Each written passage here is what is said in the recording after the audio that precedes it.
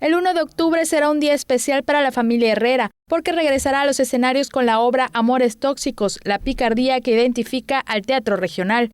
Luego del encierro con la pandemia para la familia Herrera, es un gusto estar de vuelta con una obra dedicada a toda la familia. Trabajo no ha habido, pero pues también lo entendemos, la pandemia no es cuestión de nadie, sino es cuestión de la misma vida que nos ha manifestado pues esta epidemia, que pues que hay que seguir adelante, hay que empezar a ver las cosas diferentes, como dice también, las sonrisas van a ser más grandes ahora, que también nos humanicemos más. Bueno, le hemos pasado, no le hemos pasado, pero esperemos que de ahora en adelante no nos falte trabajo y que haya bienestar y que las cosas se vayan acomodando favorablemente. Los chetos reconocieron el apoyo de la sede culta por las facilidades para la realización de la obra y por todos los protocolos que se dispondrán para su presentación.